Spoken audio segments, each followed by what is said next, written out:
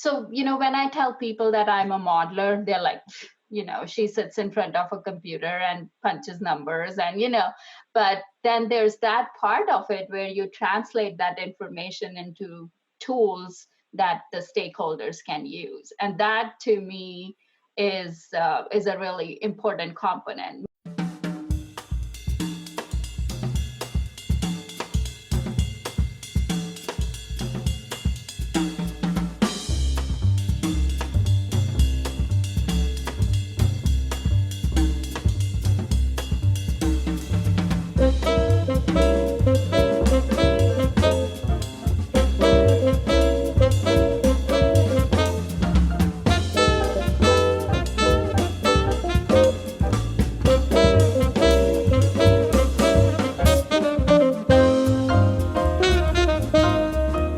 Something to Chew On is a podcast devoted to the exploration and discussion of global food systems.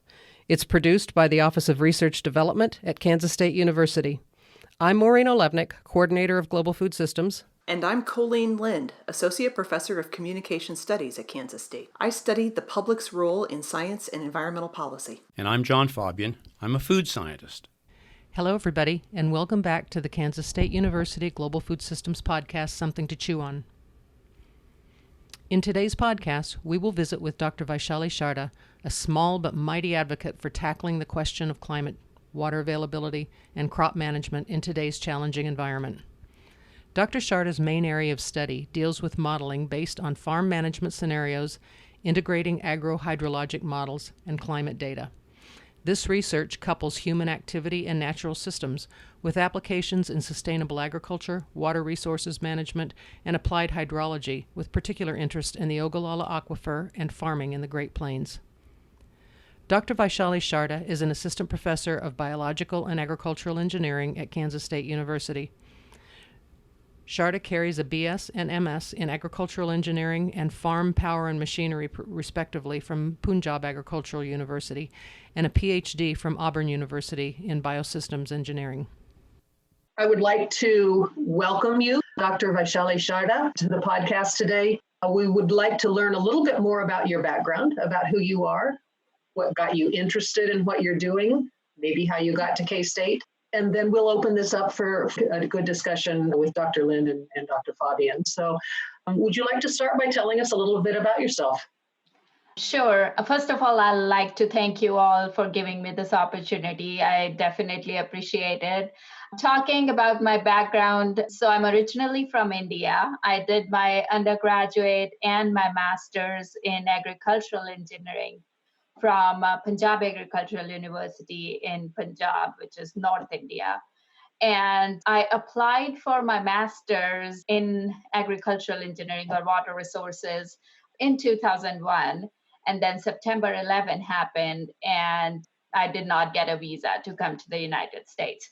So then, life happens. I got married, had a daughter, and then my husband applied for PhD, and he got admission at Auburn University. So we all came together to Auburn. I had already given my GRE and my TOEFL with the plan that I would also start my PhD once we are in the United States. So, and that is what happened. I started my PhD at Auburn as well. I changed my field a little bit. I used to work more in farm machinery, but then I moved on to the water resources, and agricultural water became more of my research area. After finishing my PhD at Auburn in 2012, I moved to Washington State University on a postdoc opportunity, which was at a research station in Prosser, which is in Yakima Valley. And I used to work with a unit called AgWeatherNet. So they are basically a network of weather stations, and the director there was very involved with crop modeling. So that's how I started using crop models extensively for water resources management. I worked there for about a year and a half, and that's when my husband got his faculty position at K-State. And we moved from Washington State to Manhattan. And I was still working remotely for AgWeatherNet for quite some time after we moved to Manhattan. And as it is with the mostly with the dual career professionals at one place, it is not easy to get employed at the same institute. So we kind of worked around that for a little bit. I worked at University of Nebraska Lincoln for about 2 years at their water center, and I was part of the Ogallala Water Cap, which is a USDA NIFA funded project. And we looked extensively at integrating agricultural models, hydrologic models, economic models, and using climate information to inform this integration. So I worked both in Nebraska and Kansas as part of this project. And while I was still working at UNL, I got this assistant professor position here at K-State, which tied up really well since I was already working both in Kansas and in Nebraska. So it was an easy transition for me. And so I started working part-time at K-State, and then in fall 2019, I started my tenure track position at BAE. And I have continued my work on integrating crop models and hydrologic models. I have gained more knowledge about economic models and a big appreciation of the socioeconomic impact of everything that we do as engineers or as water resource managers. So I'm incorporating more of that into my research. And that is how this idea about this proposal, the Global Food System, the seed grant that we got, came up, to kind of integrate the information and have that bridge between the two disciplines. So that's how it happened. That's a brief introduction. No, that's very good. Thank you so much. It gives us a good understanding of how you got to where you are today. And clearly there's a good solid background in the research area in the Great Plains, in areas where water is critical to the agricultural business side of things. I was looking at some of the information that was provided on your background and work. And one of the questions that I had is, you talked about just a minute ago about the socioeconomic interface there. How do you get the information that you're working on to the user, or how do you make that impact either the grower or the folks that are being directly impacted by the information that you're developing? Yes, thank you for that question, Maureen. I think we rely heavily on the extension component of the land grant system. So while working at Washington State and even UNL and at K-State too, we have always had the opportunity to work with extension agents, whether those are county agents, because they actually connect really well with the producers. Now, I have been to a lot of meetings where I have directly interacted with producers, and somehow they place their trust in the extension component of all the land grant schools. So I think it is a great connection. And working in the climate change, climate variability area initially, I think as a graduate student, I realized that producers have their mindset and they have their beliefs, which has come from many, many years of experience. And they don't like when a scientist who's probably half their age comes and challenges it and tries to tell them that you should not be doing a certain thing this way, rather doing it my way. So that is, I think, where the extension people come in really helpful, because they know the connection, they know the ways, and they have that capability to translate your very technical information into terms where producers understand it and appreciate it and are perceptive of it. So I think I would say that extension plays a big role. And at K-State, at the Southwest Research and Extension Center in Garden City, Dr. Jonathan Aguilar he's a great asset to all the work that we do, and he helps to connect our work to the farmers there.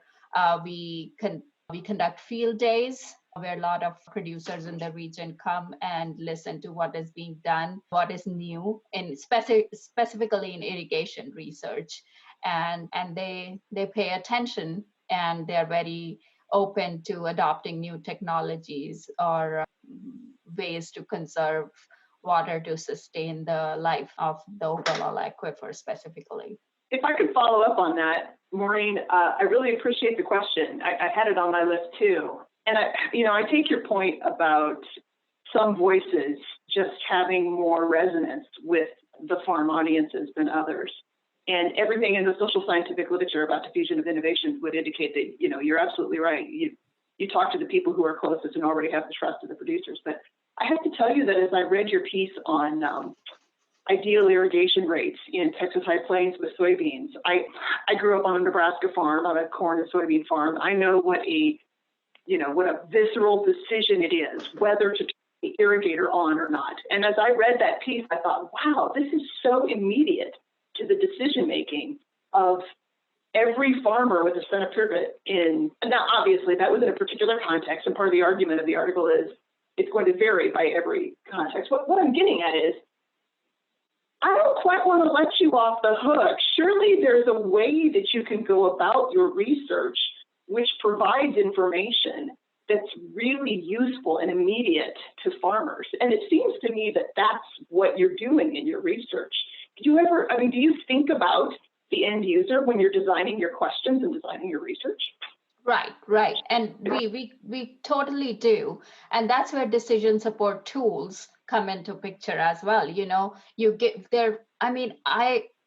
Farmers are one of the smartest people that are out there. You tell them that this is the reason behind doing something that we are asking them to do or we are recommending, they'll listen to you. And that's where decision support tools come into picture, where you give them an app. For example, I have a farmer in Nebraska who we worked with extensively in Ogallala Water Cap, and he told me one time that he has 42 apps on his phone that he uses to manage. And I mean, given that his farm is huge, he has a huge operation and all kinds of different enterprises. But this is where I think if you want to, I know the context of your question. So decision support tools and designing them in a way that they're appealing and that they're user friendly. The interface is not overwhelming, so that you just punch in simple numbers and we can give you a suggestion of when to irrigate. What your soil moisture is like. Right from say feeling the soil to relying on the soil moisture sensor data, and then inputting those parameters and then coming up with an irrigation strategy. So that is partially what we talked about in that paper that you're referring to, the soybean study in Texas High Plains. There is another paper that I'm currently working on for Kansas. It's for GMD3, and I worked with Nathan Hendricks over in Ag Econ. And so, we are trying to look at how can we save water while not compromising on yield. Essentially, that is the main question that is out there, and that is what the farmer wants. They do want to that's the holy grail. Right. They do want to save water and sustain the life of aquifer. I have met with farmers from Western Kansas and Eastern Colorado who say it on your face that they know that if their grandkids choose to farm, they might not have the water that they have now on the farm. So they want to make amends to their current practices, but it's a financial decision at the end of the day. They do not want to give up on their bread and butter. So we have to come up with smart and intelligent ways to reach the farmer so that they listen to us and they adopt the strategies that can help them. Is this a strategy that has better outcomes or more outcomes or more efficient if the people that adopt these changes or these methods are contiguous, or does it matter that they might be isolated with other, other producers in between. That is something, that's a great idea. And we haven't looked at it from that point of view. But I would say that, if the strategies or if the different irrigation management scenarios are adopted as, not as a separate entity, but more on a given spatial scale, that they might be more effective. I mean, just from personal experience, my wife grew up on a farm in south central Kansas, and there were clearly thought and opinion leaders out in the field that a lot of different producers would look to them, and in some cases mimic them. So I wondered if that applied in this case too. It might well. Or on the other hand, there were people that no matter what they did, everybody else was going to do the opposite. Right. And, there's that, obviously, I've heard it so many times that people or farmers turn on their center pivots when they see their neighbor is irrigating. And I agree that used to happen, but I think especially in areas where water is scarce, like in Western Kansas, people are getting smarter about it. Nobody turns on their center pivot because their neighbor is irrigating. Or at least that's my experience. Sure. To the farmers that I have talked to don't do that anymore. So. So if all of this research and its translation then out into the producers field is wildly successful beyond your wildest imaginings, what would we see? What would the outcomes be that you could look at or point to and say? Well, the long-term outcome would be that we would be able to extend the life of our aquifers, or make it sustainable long-term, especially given the future impact of the changing climate and keeping that in mind. So I think the long-term significant effect of this research would be definitely to increase the life of our water resources. Okay, great. And perhaps more next generation individuals staying on the farm and being successful, being able to be. And there's another one of my graduate students spent this summer in Garden City, and what we are trying to do now is, as part of the Ogallala Water Cap, let me backtrack a little bit.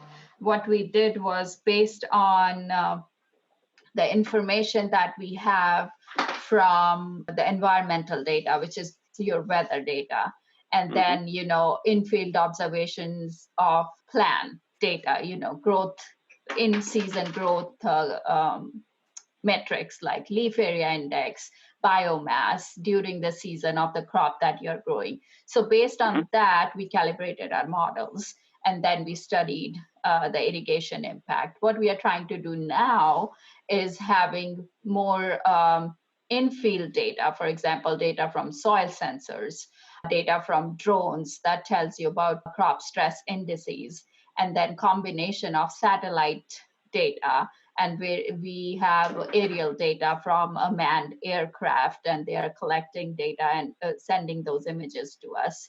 So, combination of all this data. So it's more like a machine learning, artificial intelligence kind of. So you have your environmental data, you have your in-field, in-season data, and then you combine everything together to make your decision, I think, more informed than as robust as possible. As robust as possible. So that is the next step that we are taking to hopefully make our models even better. So the results that we have from the calibrated models from what work I have done in the past are great.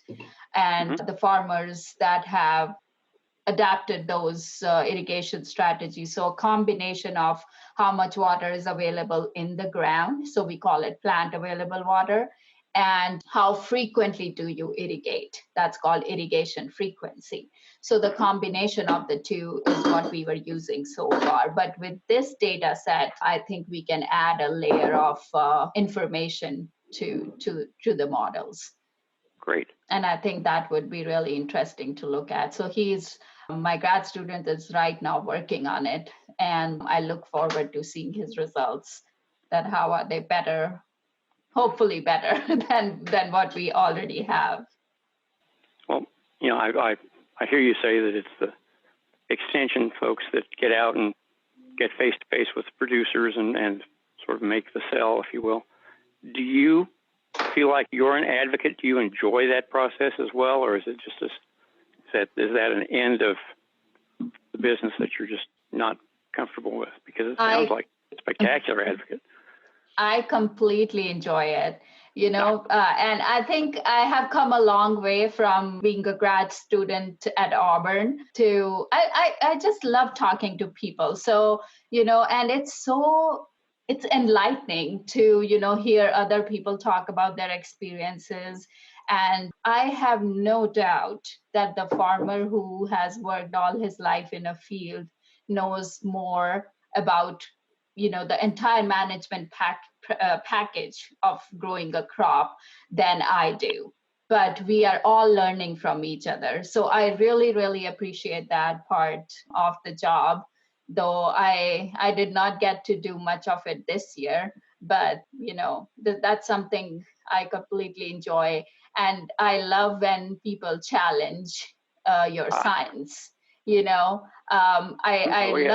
I love to tell the story that when I was a grad student at Auburn, I went to present my research to farmers and extension agents in an extension meeting. And here is this, 5 feet tall girl from India who is new in the country and talking to a group of farmers and extension agents and telling them that climate change is happening and it's anthropogenic and we are causing it. We humans are causing it, and how it impacts the weather, the day-to-day weather, as well as what impact does it have on our water availability. And after my presentation was over, I would say good 65, 70-year-old, tall, well-built farmer approaches me and tells me, well, whatever you presented is all wrong. And climate change it's been happening forever. We are not causing it. It's a natural phenomena. It's written in the Bible. And I just gave that, my PhD advisor was standing behind me, and I kind of gave him a look, and he gave me the look that you have to handle it. This is part of the training. Right. So I told him, I was like, I respectfully disagree. In my mind, my faith and my science, they run parallel. They cannot merge. So, but that's part of the job that teaches you so many things, and you learn how to handle and how to defend your science. So, yes. Yeah.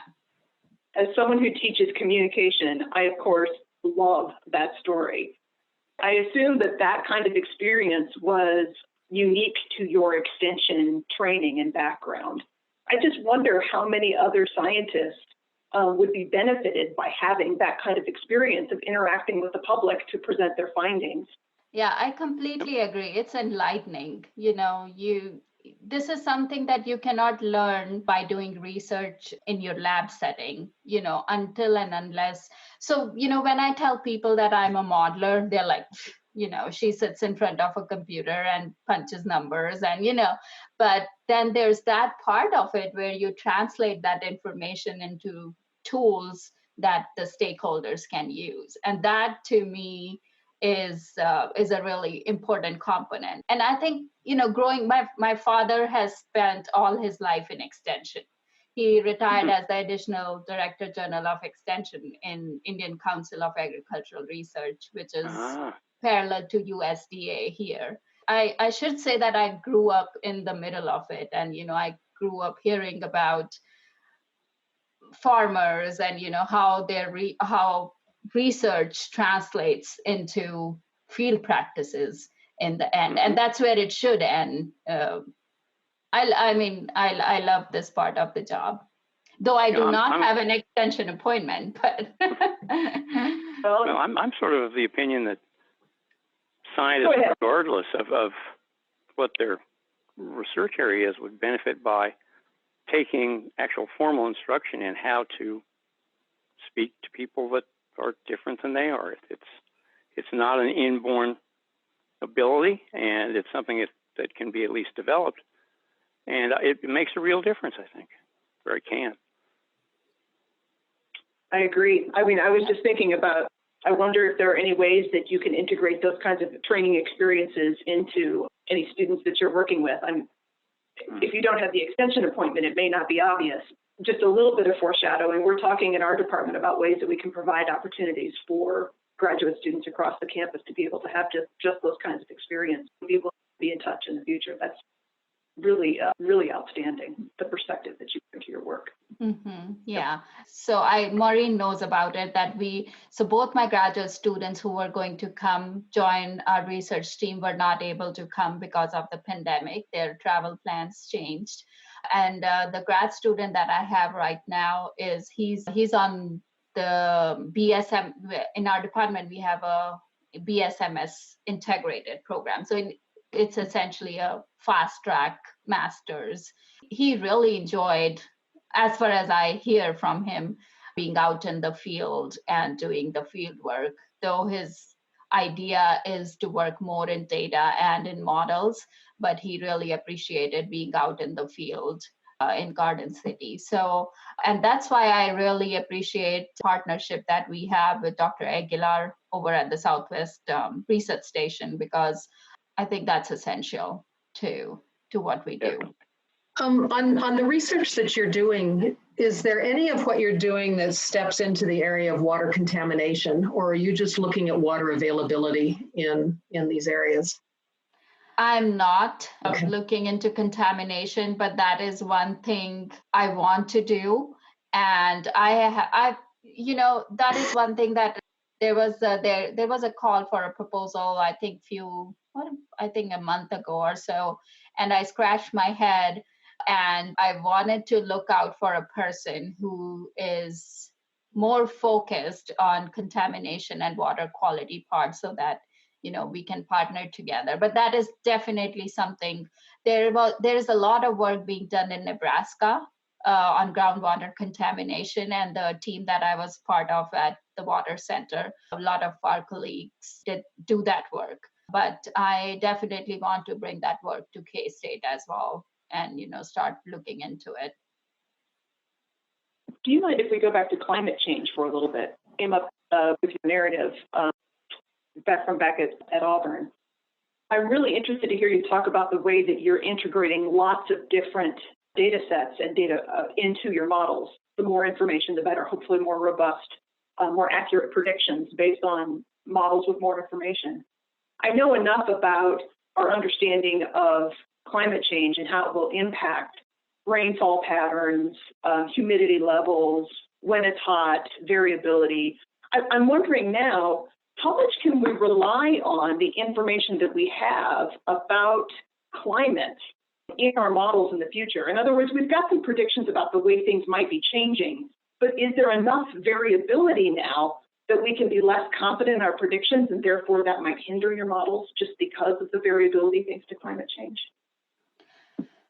Yes, and my answer to that is to run an ensemble of models. We cannot rely on just one model, just one forcing, and make decisions or make forecasts based on that. So as far as climate variability signals are concerned, for example, I've worked quite a bit on El Nino, Southern Oscillation, and so the prediction that they're putting out there for next 3 to 6 months is based on, I think, 16 or 18 different models. So they run an ensemble of models, and then based on that, they forecast what the ENSO conditions are likely going to be next 3 to 6 months. So that is, I think, the way to go. Even for crop models, one of my papers just came out where we used 2 different models instead of just using one. So, that gives us more confidence, and especially when you're forecasting yield, or when you're, using some historic information to make forecasts. I think ensembles are a really powerful tool that we can use. Can we step over to the grant that you were given, the seed grant through the Global Food Systems Initiative, and talk a bit about, maybe you can give us a better background on what that area of study is. I know that you've had some challenges because of the COVID situation and that type of thing, but I do look forward to seeing, possibly some good information coming. But can you give us a little background on what that was or is and where you're going with that study?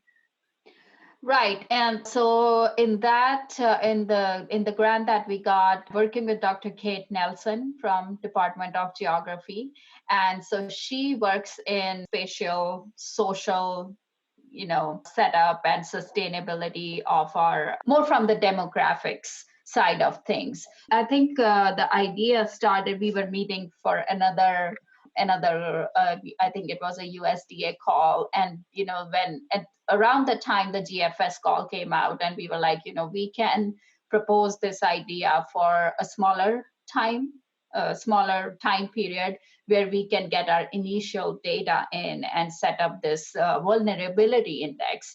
So what the index, or the background basically, is that we were trying to look at a watershed in the eastern Kansas River Basin, which is a combination of both rural and urban areas. So stepping away from focusing only on rural agricultural areas, and bringing into account the urban areas as well. And that's where Dr. Nelson's expertise comes into play as well. So the idea is to look at the watershed, and so what the phase of research that we are in right now, so we have climate change data for the watershed, for the region. So one of our students has downloaded data from, I think we are using 2 scenarios of climate change. So he has downloaded, I think, 19 models and for that area, and we have converted all that data into a format where our models can use it. We have the soils data, so soils information from the area. I think we have identified around 120 major soil groups. So there are, of course, tons of smaller soil groups, but 120 major soil groups that we are going to use. And then if we are focusing on corn and soybeans, so 2 crops for that area. And so the idea is to combine the concept of exposure here being the climate impacts. So that includes, like Colleen mentioned, precipitation changes, temperature changes. Another thing that we are going to focus on is the increased frequency of extreme events. Now, those extreme events could be a flood, or it could be a drought. So having a lot of precipitation in a very short time frame, which can cause floods, and then not having precipitation for an extended period of time, combined with very high temperatures, that can lead to droughts. So we are also looking at those 2 extreme events. And then we are looking at adaptive capacity along with sensitivity. So how sensitive are your rural as well as urban systems to these shocks? And then how can they adapt? So Dr. Nelson's expertise and her students will do the adaptive capacity part.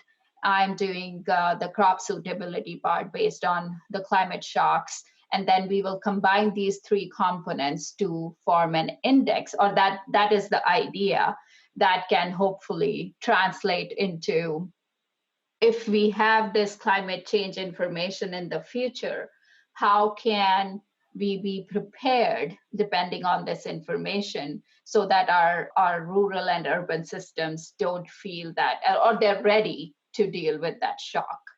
So this index will tell us that how vulnerable is a system to these shocks. That is the broad idea behind this proposal.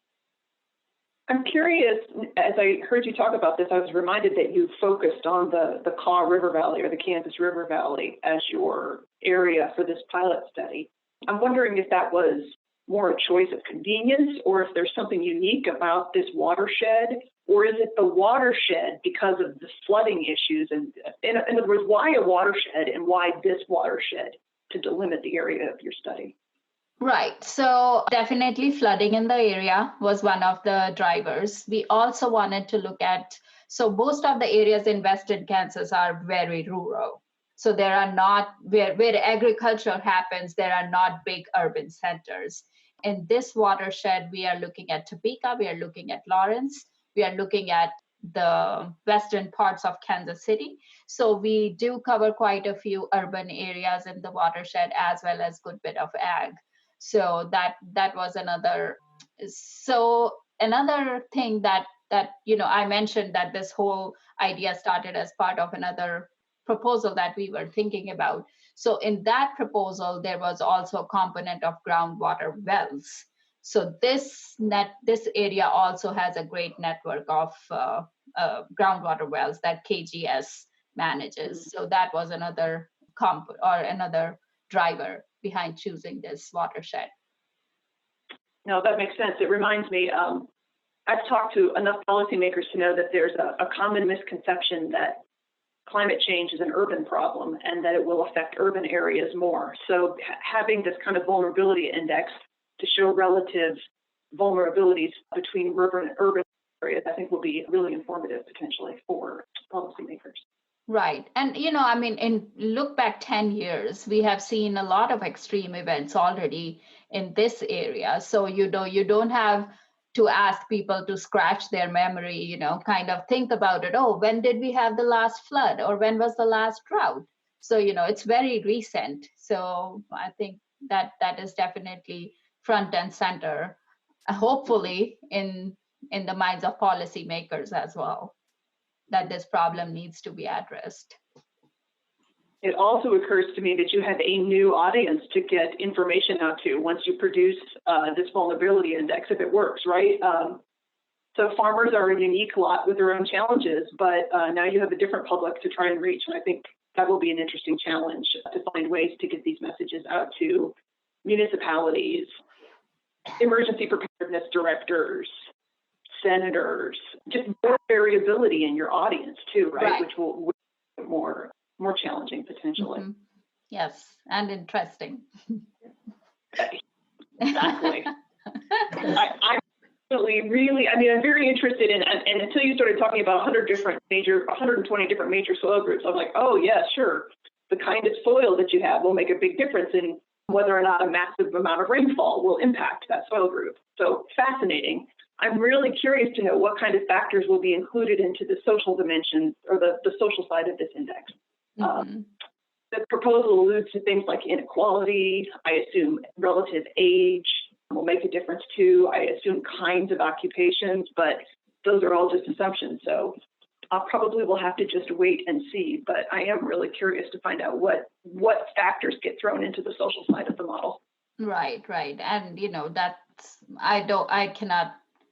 it would be unfair to speak on Dr. Nelson's behalf, but she definitely has more information on that. Perhaps we'll bring her in next or soon. Yes. She just came off of her maternity leave, so I'm sure she's ready to rock and roll. There we go. It's interesting that you brought 120 soil groups in. It made me think of the podcast we did last with Dr. Ryan Hansen, who's in chemical engineering. I don't know if you've had the opportunity to meet with him in the past, but he was talking about the number of microorganisms in a gram of soil. Mm-hmm. I believe it was in the vicinity of 1 billion.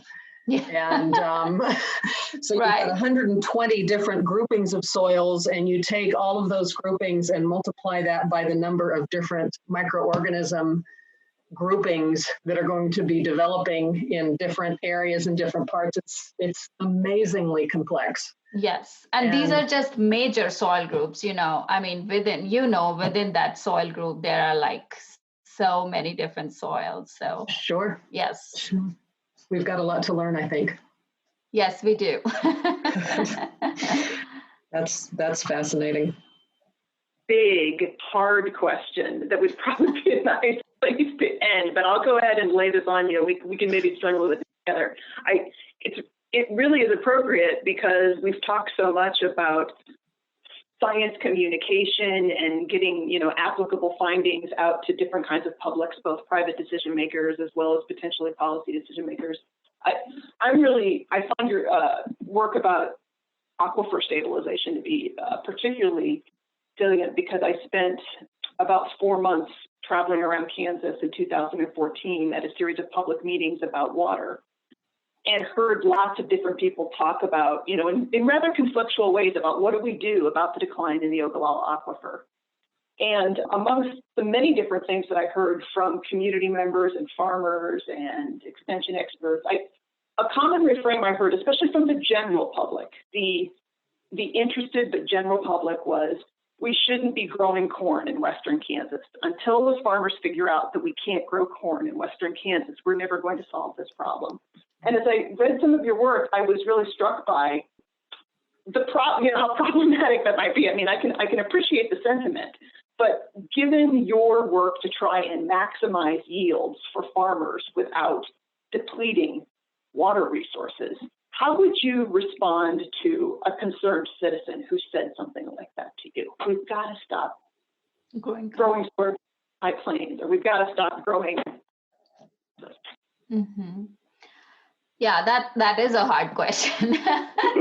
And again, when we were first talking about compromising yield by cutting down irrigation, it's hard to convince anybody to give up their income, and cutting down areas. I actually met a farmer, I think earlier this year, in one of the meetings at Garden City, and he said that they went from irrigated corn to dryland corn, and they're actually making more money because they're not spending as much money on inputs. So, there is a way around that, I hope, and but it's hard to. We did a paper earlier this year on transitioning from irrigated to dryland as well as to pasture. So, just completely changing to a pasture. I was part of that group, and Dr. Bill Golden, who's an economist here at K-State, he had some very interesting, observations in that paper. So that I can forward you that paper if you want to read it. But I agree that I don't think we have to completely give up growing corn, but we have to come up with strategies where it's not as hard as it is now on our natural resources. Very fair. Yeah. Well, and I appreciate your point that, back to something you said earlier about farmers have a great deal of experience, on the ground in their particular area. They're going to be in a much better position to make those kinds of decisions, at least on their own farms. And I know from a farmer perspective, that's the fear, is that someone will make that decision for them, right? So we could talk for another hour about where that responsibility lies and who should be making that decision. But I appreciate that you're doing research not just on how to maximize profits by minimizing inputs, but on potentially completely different ways of farming or different crops, different areas. Yes. Great. Thank you. Yes.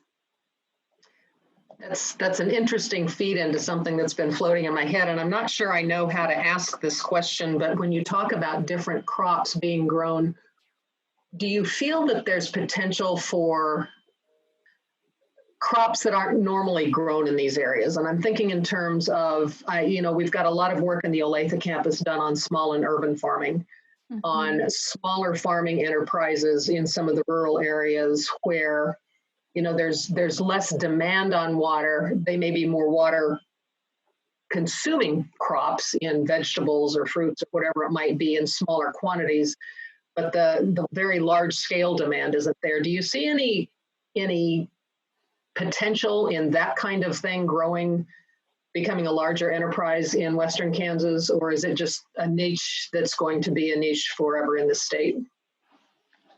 Yeah, I think so. Diversification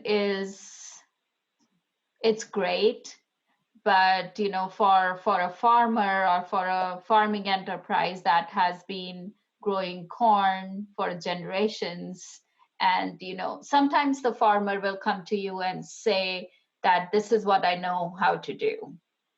So there's that fear of diversification and what will happen. So I think it will require a combined effort, not just on the part of farmers and scientists, but also policies that support that.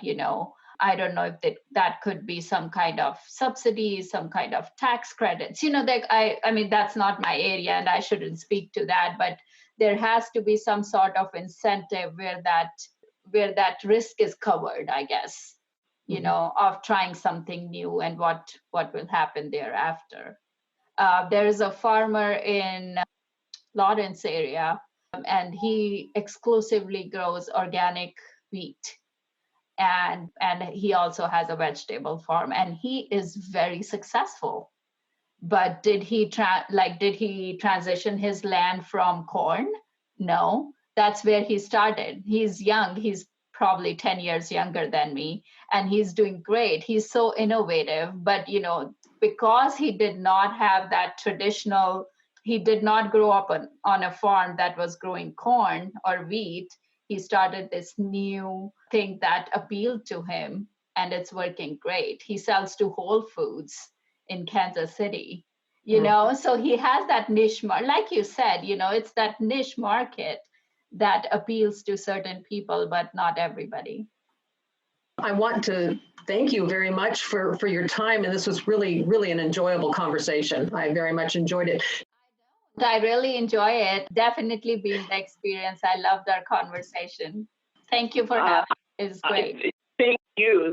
I did not expect that we'd be able to talk so much about the very people that we're all here to serve, right? Kansas farmers, the next generation of Kansas who's going to have to live with or without an aquifer. So I think that's really been fascinating and really interesting, as well as the way that you're improving your research by including new information in your models all the time. I think that's really fascinating. So thanks for taking time to share it with us.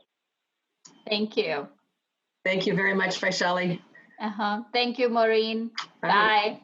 Bye-bye, all.